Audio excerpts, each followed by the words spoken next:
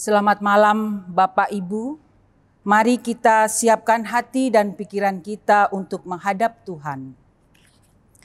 Umat yang dikasihi Tuhan Yesus Kristus, kita bersyukur kepada Allah yang Maha Kuasa telah memimpin kita melewati hari demi hari dengan selamat. Kasih berasal dari Allah. Orang yang mempunyai kasih semuanya lahir dari Allah, dan yang tidak mempunyai kasih tidak mengenal Allah. Sebab Allah itu sendiri adalah kasih. Tatkala Allah melahirkan kita, Dia melahirkan kasih ke dalam kita. Dulu sebelum percaya kepada Kristus, kita hidup tanpa kasih. Namun ketika kita percaya dan hidup berdasarkan firman Tuhan, kasih Allah ada dalam kita. Allah mengaruniakan kasih kepada kita supaya kita dalam hidup bersama saling mengasihi. Marilah kita awali ibadah menghadap Allah dan menyembahnya serta memuliakan namanya, karena kasih-Nya besar atas kita. Dengan berdiri menaikkan kidung pujian, muliakan Tuhan Allah.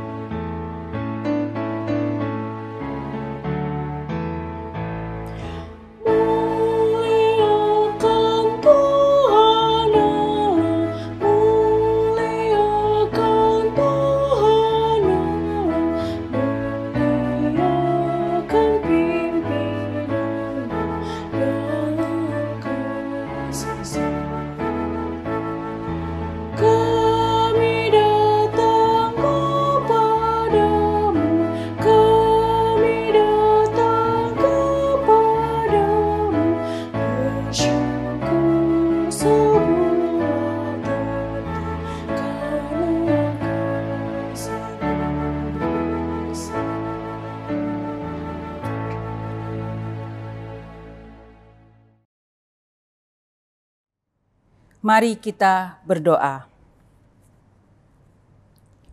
Ya Allah Bapa yang kami puji, sembah dan muliakan dalam Tuhan Yesus Kristus. Kami bersyukur karena dari hari ke hari dalam suka dan duka, Engkau selalu setia kepada kami.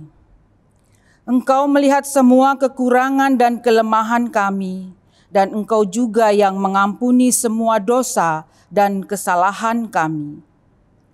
Kami bersyukur karena dalam kesempatan hari ini, kami mau menghayati persekutuan dengan Tuhan dan sesama melalui nyanyian, doa, dan mendengarkan firman-Mu. Hadirlah ya Tuhan, dan kuduskanlah ibadah kami ini dari awal sampai akhirnya, serta karuniakan Roh Kudus-Mu yang akan meyakinkan kami akan berkat yang kami terima melalui ibadah ini. Dalam nama Yesus Kristus Tuhan kami, amin. Umat Tuhan, mari kita membaca dari kitab Mazmur pasal 78 ayat 1-7 secara responsoria. Pasanglah telinga untuk pengajaranku, hai bangsaku. Sendengkanlah telingamu kepada ucapan mulutku. Aku mau membuka mulut mengatakan amsal. Aku mau mengucapkan teka-teki dari zaman purbakala. Yang telah kami dengar dan kami ketahui. Dan yang diceritakan kepada kami oleh nenek moyang kami. Kami tidak hendak sembunyikan kepada anak-anak mereka. Tetapi kami akan ceritakan kepada angkatan yang kemudian. Puji-pujian kepada Tuhan dan kekuatan-Nya. Dan perbuatan-perbuatan ajaib yang telah dilakukannya. Telah ditetapkannya peringatan di Yakub. Dan hukum Taurat diberinya di Israel. Nenek moyang kita diperintahkannya. untuk memperkenalkannya kepada anak-anak mereka, supaya dikenal oleh angkatan yang kemudian, supaya anak-anak yang akan lahir kelak bangun dan menceritakannya kepada anak-anak mereka, supaya mereka menaruh kepercayaan kepada Allah dan tidak melupakan perbuatan-perbuatan Allah, tetapi memegang perintah-perintahnya.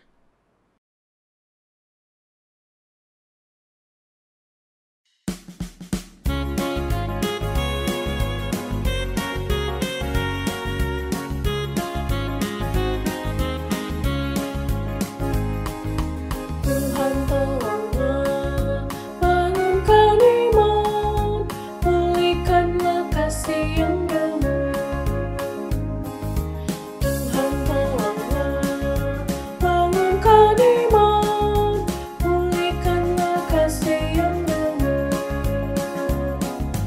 Ubahlah hatiku, jamahlah diriku, biar di tangan-Mu berbentuk. Tuhan tolonglah, bangunkan iman, pulihkanlah kasih yang damai. Hati bersujud, jiwa menyembah, hidupku masyurkan kasih-Mu. Hati bersujud, jiwa menyembah, hidupku masyurkan kasih-Mu.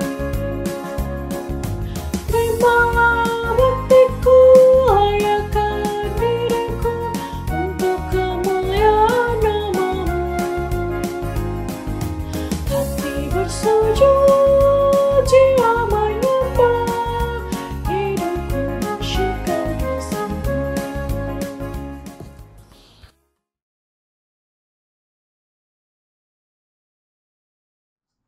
Mari saudara-saudara, kita sekarang mendengar dan merenungkan firman Tuhan. Tapi terlebih dulu mari kita mohon bimbingan Roh Kudus dalam doa. Kita berdoa. Sekarang ya Allah, Tuhan kami Yesus Kristus, firman yang hidup, kami memohon kepadamu, karuniakanlah Roh Kudus-Mu, buatlah kami mengerti firman-Mu, untuk kami sambut dan lakukan dalam kehidupan setiap waktu. Kami sadar kelemahan, keterbatasan kami. Kuasa dosa sering menguasai kami. Kami memohon kekuatan dan pertolongan Tuhan. Bersabdalah ya Yesus, kami siap untuk mendengar, menyambut, dan melakukannya. Di dalam kemurahan dan kasih Tuhan Juru Selamat kami, firman yang hidup, kepadamu kami berdoa. Amin. Saudara-saudara sekalian, mari kita membaca Alkitab dengan berdiri. Saudara-saudara, kita mendengarkan firman Tuhan, sabda Tuhan, berdasarkan bacaan Alkitab dari 1 Yohanes, pasalnya yang ketiga, ayat 23 dan 24, 2 ayat saja. 1 Yohanes pasal yang ketiga, ayat 23 dan ayat 24. Demikian dituliskan. Dan inilah perintahnya itu, supaya kita percaya akan nama Yesus Kristus, Anaknya, dan supaya kita saling mengasihi sesuai dengan perintah yang diberikan Kristus kepada kita. Barang siapa menuruti segala perintahnya, ia diam di dalam Allah dan Allah di dalam dia. Dan demikianlah kita ketahui bahwa Allah ada di dalam kita, yaitu Roh yang telah Ia karuniakan kepada kita. Demikianlah saudara-saudara pembacaan Alkitab, terpujilah Yesus Kristus. Haleluya.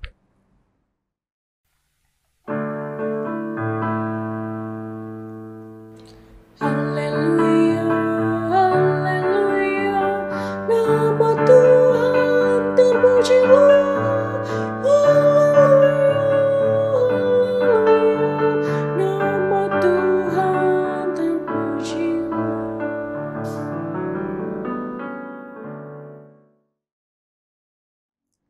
Silakan duduk, saudara-saudara. Saudara-saudara yang dikasihi Tuhan Yesus Kristus, ada dua hal pokok yang kita bisa pahami dari dua ayat bacaan kita pada saat ini, yang itu diungkapkan dalam ayat 23. Di situ disebutkan, saudara-saudara, supaya kita percaya akan nama Yesus. Saudara-saudara yang dikasihi Tuhan, sebagai umat percaya, umat Tuhan, kita mengetahui atau kita mengakui, kita juga meyakini, saudara-saudara, bahwa Yesus adalah Tuhan dan Juru Selamat. Kita percaya itu dan kita menyembah Dia. Bahkan saudara-saudara, kalau misalnya dilakukan atau ada perdebatan yang melibatkan kita, yang berbicara tentang keyakinan atau iman kita, bisa saja kita dengan gigih mempertahankan iman dan keyakinan kita itu. Jadi tidak perlu diragukan lagi soal keyakinan atau iman percaya kita kepada Tuhan Yesus. Tapi yang menjadi persoalan di sini adalah ciri khas atau ciri utama jati diri sebagai umat Tuhan, sebagai orang percaya itu ternyata tidak selalu saudara-saudara beriringan atau bersamaan dengan upaya merealisasikan jati diri atau identitas sebagai umat Tuhan itu sendiri. Jadi maksud saya begini, kita menyebut diri sebagai orang percaya, jati diri kita sebagai orang percaya, tapi jati diri itu tidak berjalan beriringan dengan apa yang kita lakukan dalam kehidupan kita. Nah, saudara-saudara, percaya akan Tuhan Yesus seringkali hanya sekedar status atau identitas. Kalau status itu kan kita bisa lihat misalnya tuh di telepon selular tuh macam-macam kan, para penggunanya membuat status di situ macam-macam. Status yang dibuat pada saat itu belum tentu sama dengan keadaannya pada saat itu. Atau identitas. Kalau ini sudah zaman dulu sudah sering berlaku itu. Identitas di KTP menyebutkan dia sebagai orang Kristen. Tetapi perilaku kehidupannya orang katakan tidak Kristiani. Ada seorang yang bukan beragama Kristen. Dia diberi nama, lucu namanya. Namanya adalah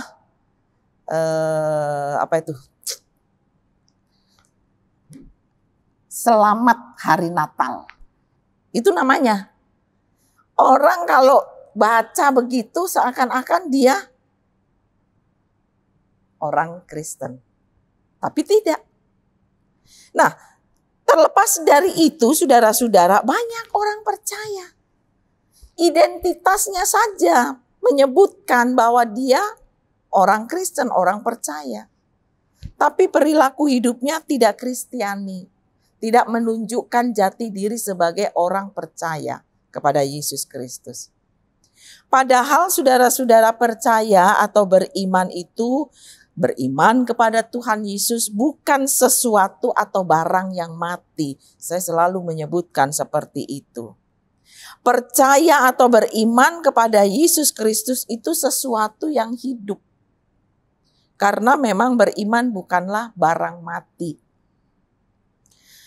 Biasanya kalau kita berbicara tentang iman, banyak orang juga mengidentikan bahwa beriman itu selayaknya seperti tumbuhan. Yang harus tumbuhan hidup ya.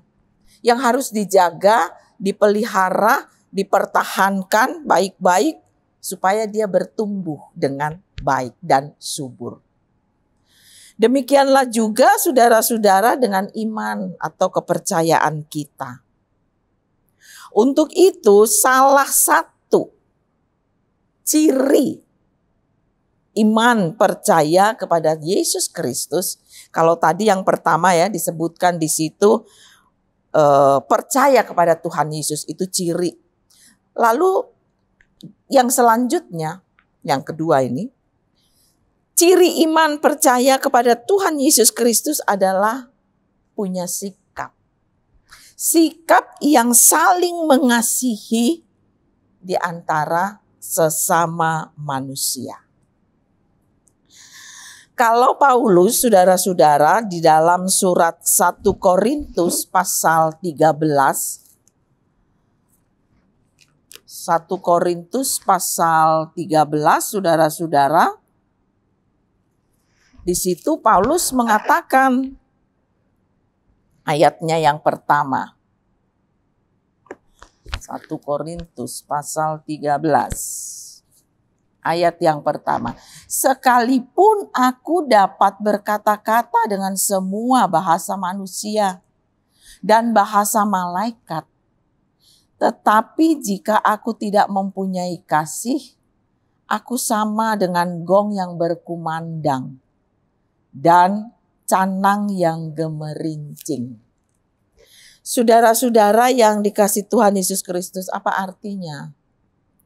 Artinya saudara-saudara, sehebat apapun bunyi itu, senyaring apapun bunyi itu, tapi saudara-saudara, nyaring sehebat apapun itu menunjukkan bahwa sebenarnya kosong di dalamnya. Makanya bunyinya nyaring.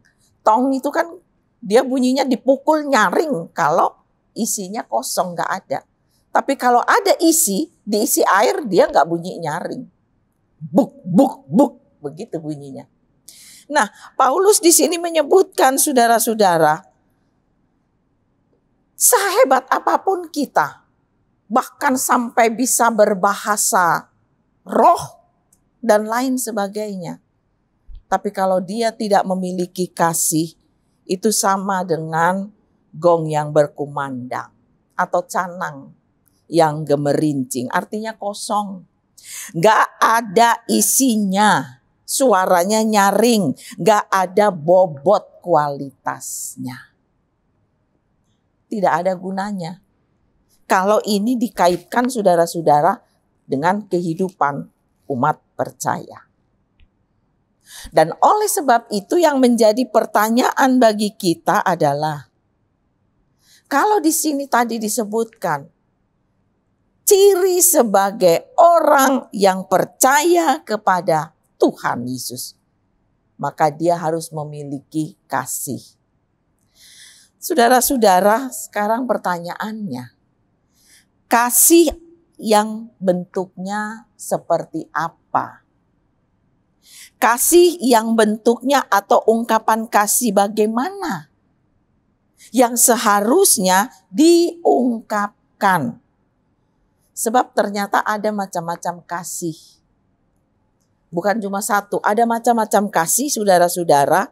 Yang pertama, contohnya ya, saya mengasihi saudara-saudara. Asalkan saudara-saudara juga mengasihi saya.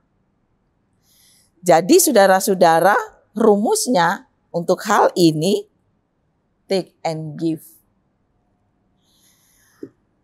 Menerima, baru dia mau memberi.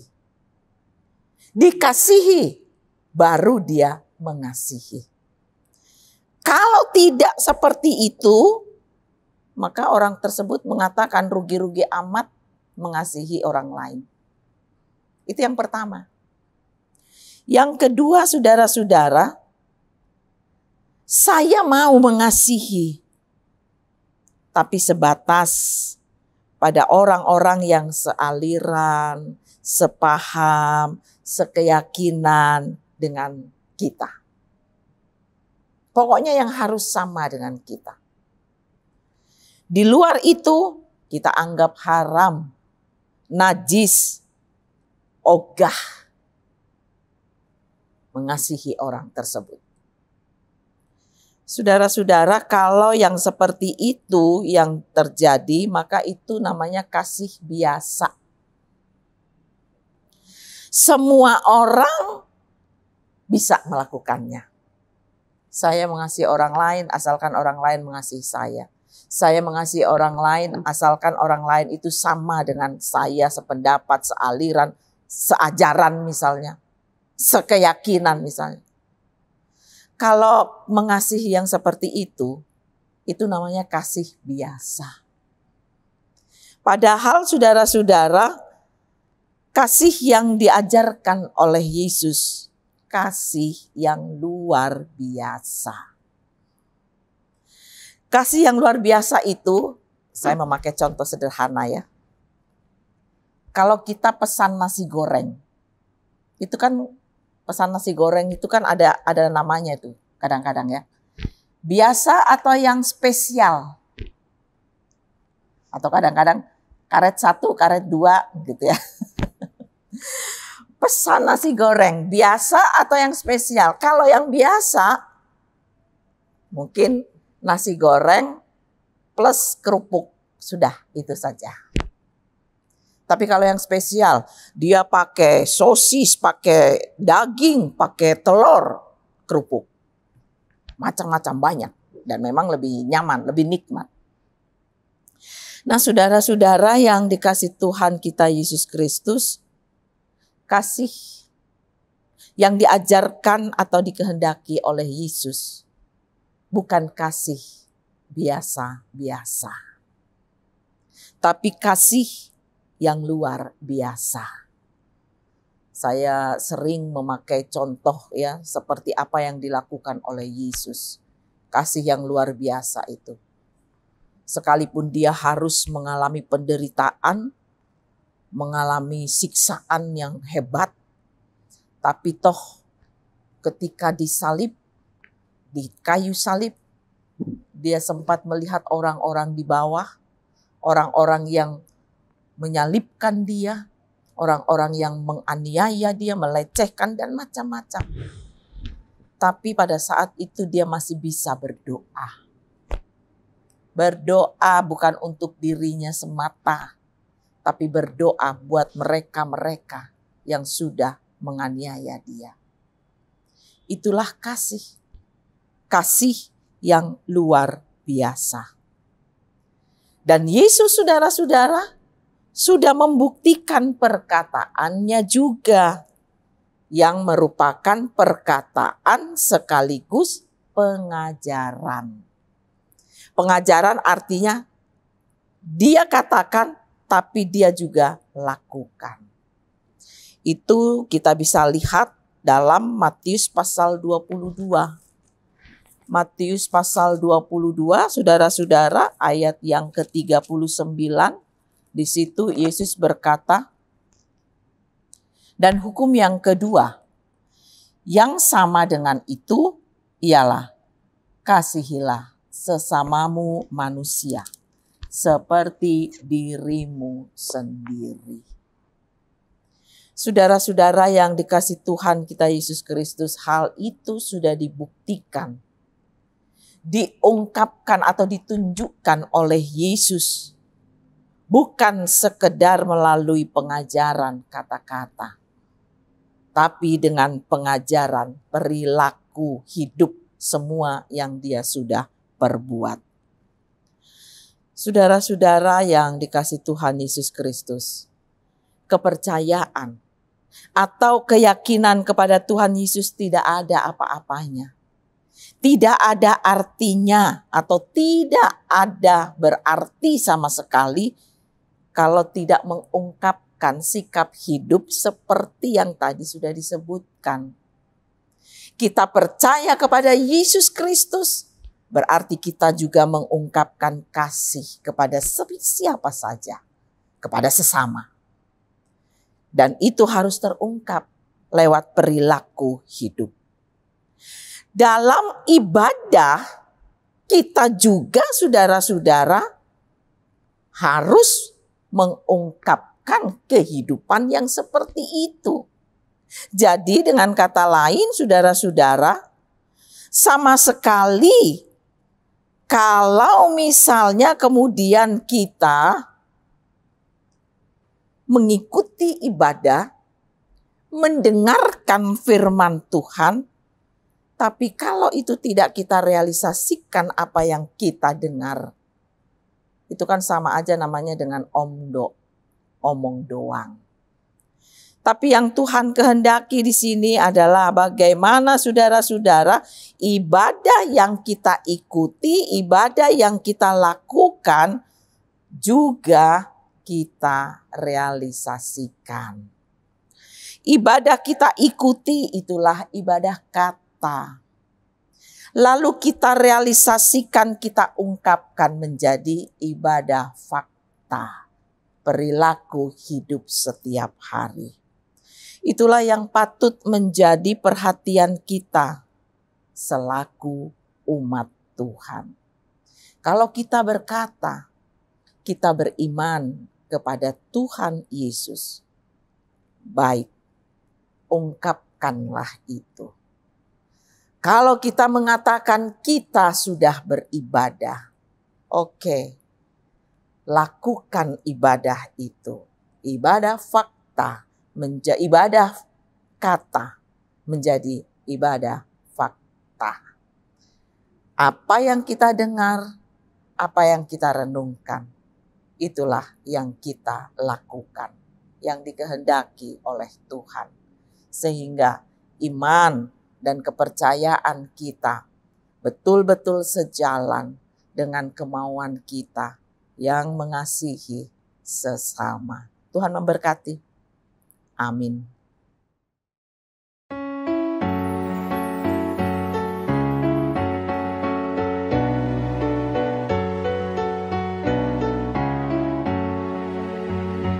Dalam Roh Yesus Kristus kita satu tetap.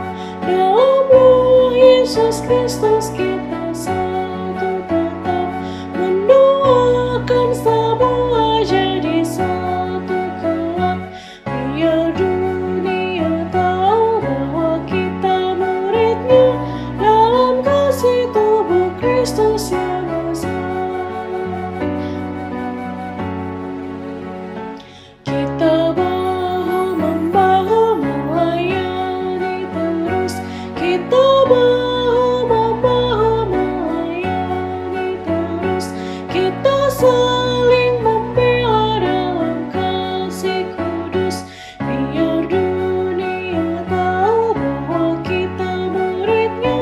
Dalam kasih tubuh Kristus yang besar.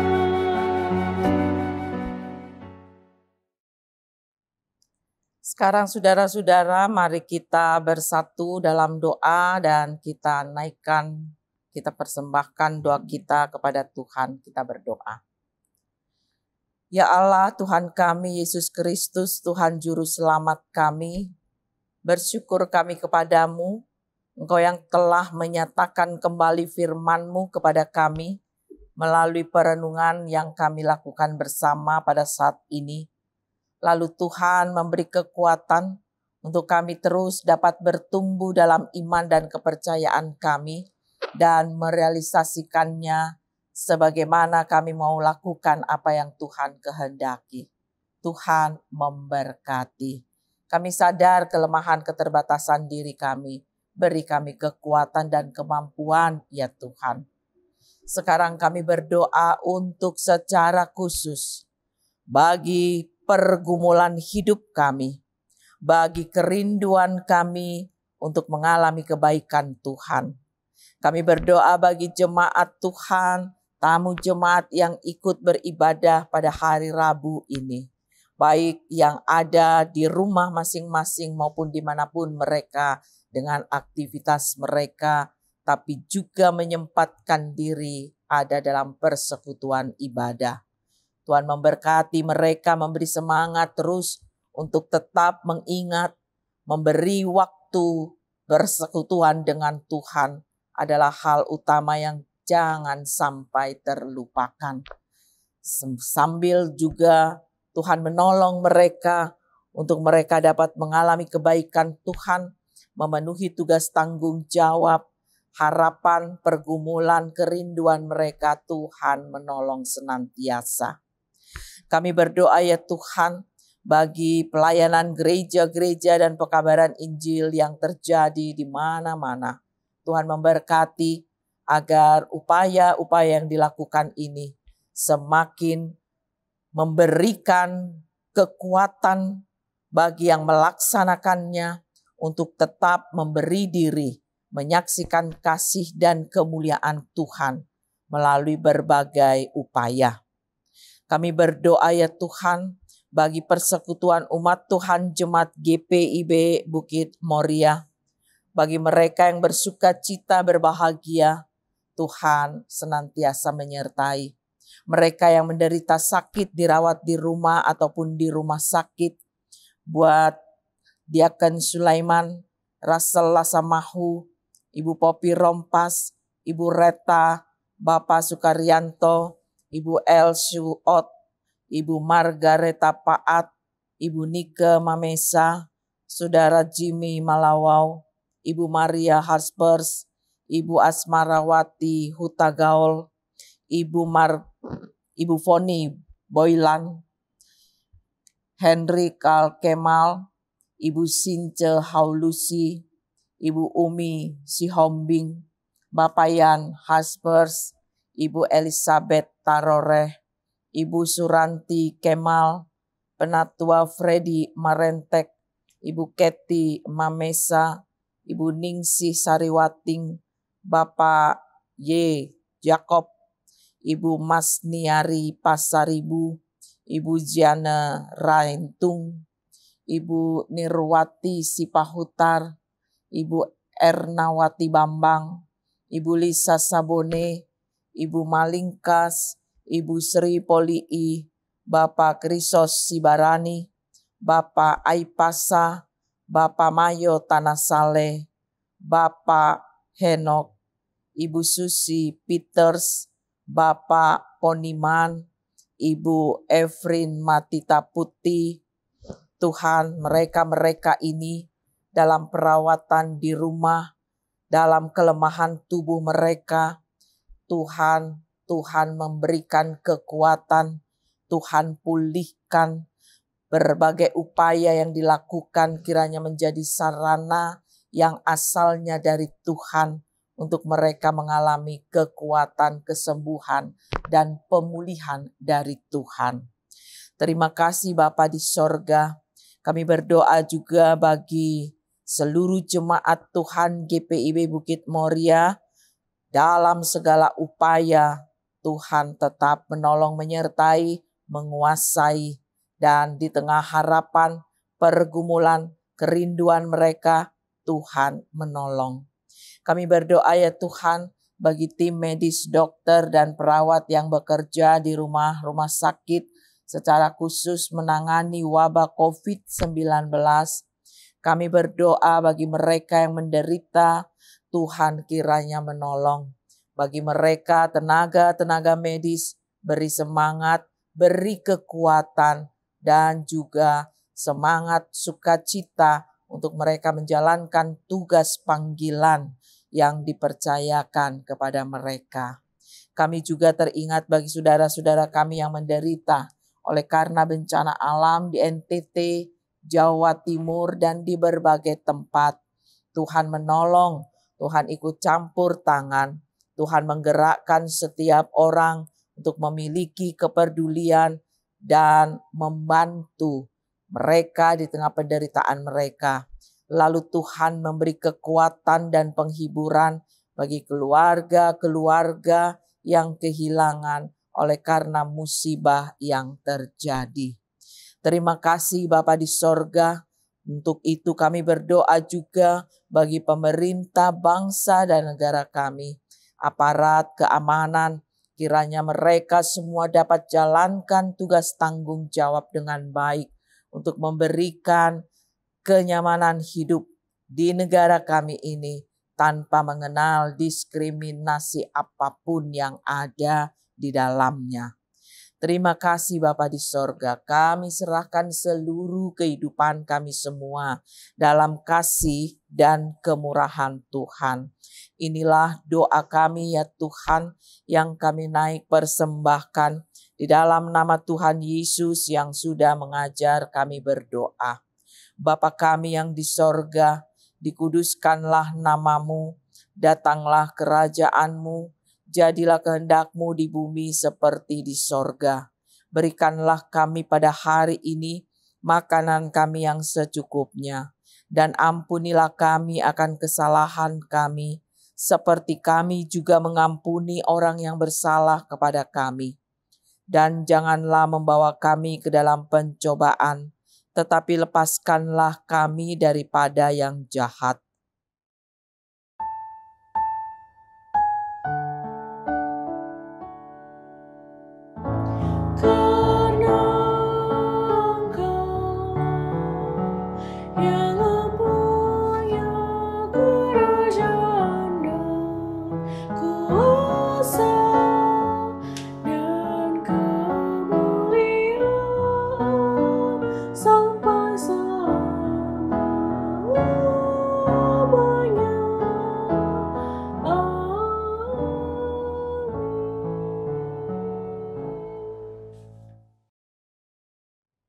Umat Tuhan, marilah kita memberi persembahan dengan hati penuh rasa syukur dan sukacita, sambil mengingat pesan Alkitab. Aku hendak bersyukur kepada Tuhan karena keadilan-Nya dan bermazmur bagi nama Tuhan yang maha tinggi. Mazmur 7 ayat 18. Kiranya Tuhan memberkati persembahan yang kita berikan.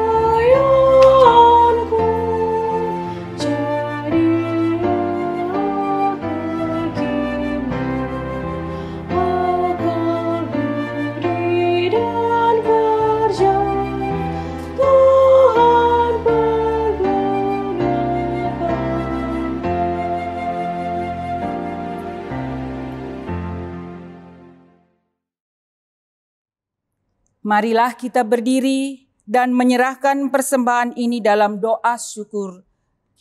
Ya Allah Maha Murah, yang telah menganugerahkan segala perkara di dalam Yesus Kristus kepada kami. Engkau yang selalu setia kepada kami dan mengajarkan kami untuk menolong sesama manusia. Jadikanlah persembahan ini berkat bagi orang lain, dan terimalah serta kuduskanlah, sehingga berguna untuk pekerjaan memuliakan nama-Mu di dunia. Dalam nama Tuhan Yesus, sumber hidup dan berkat, kami berdoa. Amin. Saudara-saudara, kita akan kembali dalam segala aktivitas kegiatan kita. Maka sekarang dengarlah amanat pengutusan sambil berdiri, saudara-saudara. Amanat pengutusan ini mari kita sambut. Pergilah dalam damai sejahtera Tuhan. Jadilah pelaku firman Tuhan yang telah kamu dengar.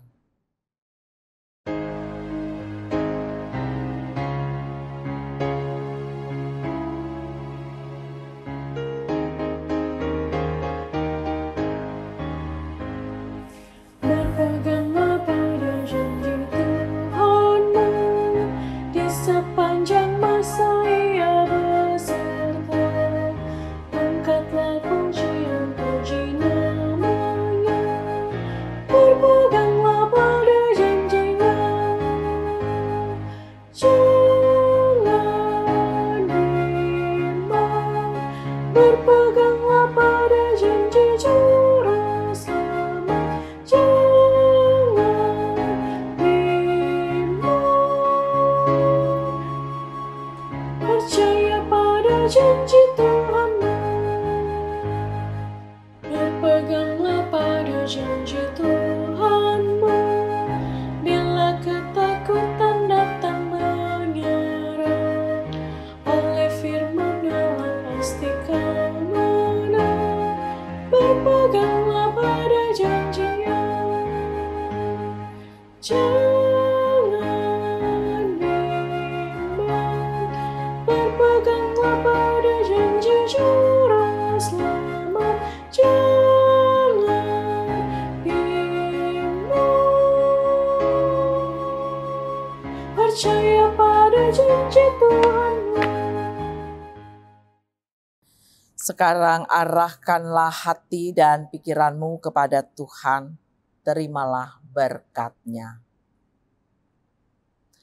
Kasih karunia Tuhan Yesus Kristus, kasih Allah, dan persekutuan Roh Kudus menyertai kamu sekalian.